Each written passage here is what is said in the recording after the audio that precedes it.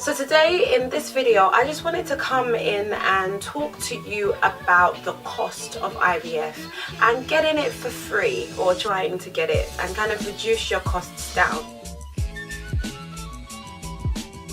Hey, it's Ruby Suze here. I'm back once again, just sharing a bit about fertility and the infertility/fertility journey. I just wanted to say a huge thank you to everybody who's subscribed since my last video, who've come in, who've given me a comment down below.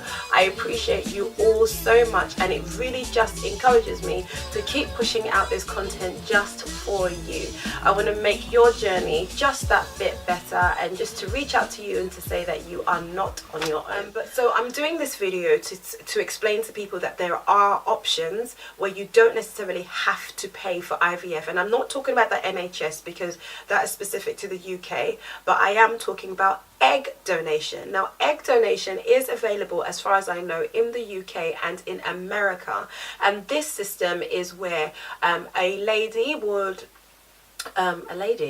a woman would offer her eggs in exchange for the payment of an IVF cycle.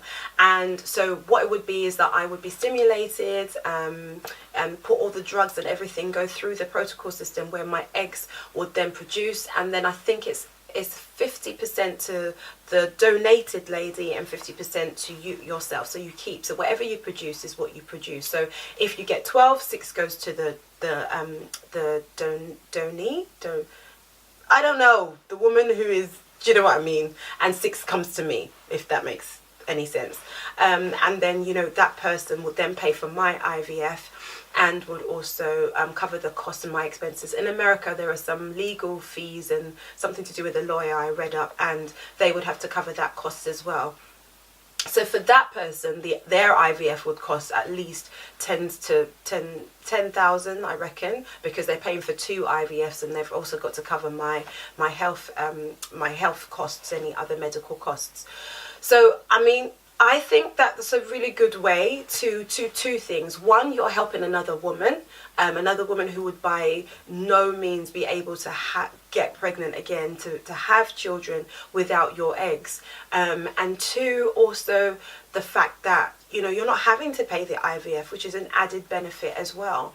I think it's an amazing program. It's something that my husband and I were actually going to do. We were on the list, we were signed up to the clinic, we were ready to go. We thought about it, prayed about it, we'd had the discussion, and we'd agreed that, you know, I'd rather have more children out there, potentially part of me, out of this situation than to have none. So I was more than willing to do this, and I'm still considering it, considering that, you know, I've had my 2 beautiful children now, but I know that there are many other women out there who are still on this journey, and I want to do as much as I can to help. So I would love to donate my eggs. I'm still considering when and how, and it might not be possible because I overstimulated, which is something that I'll explain in IVF protocol videos later on. So that might not be so great for me, but you know, hopefully I will be able to do it someday because I did produce quite a lot of eggs. So do check out the links below. It's got all the information that you need for an egg donation. Find out from clinics. You know, don't allow no to be your first answer. Just go out and do as much research as you can, because there are options out there that would mean the cost of your IVF is brought down quite significantly. So think about it. It's not just the NHS or the care system that is available for you, but think about these other options. Another option you might consider trying is IVF clinical trials. Now, what you want to do is go on to Google and Google IVF clinical trials, obviously applicable to the country that you come from. I've picked UK, and then I'm just going to go through the different links.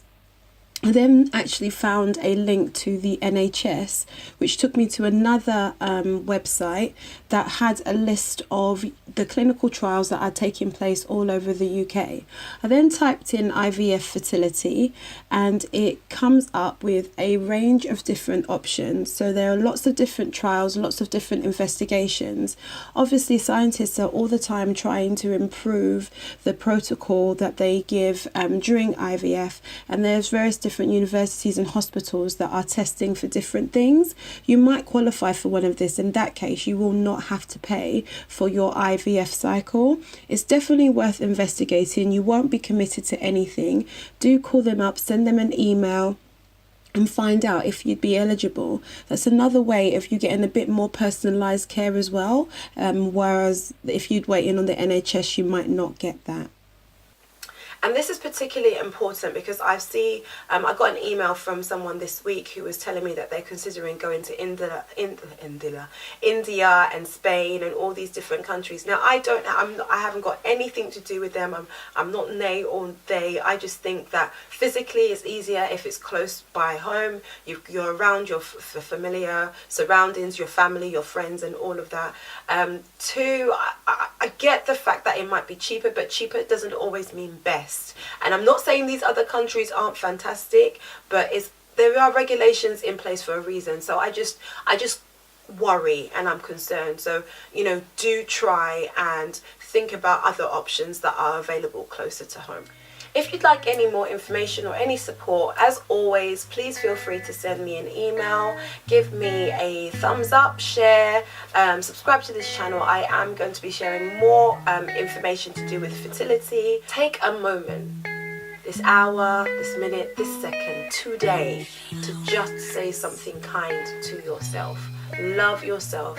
Take a moment just to breathe in air and appreciate everything that you have right now. Because even though you're waiting for this big, fat, positive test result, right now, your life is so precious and so incredible.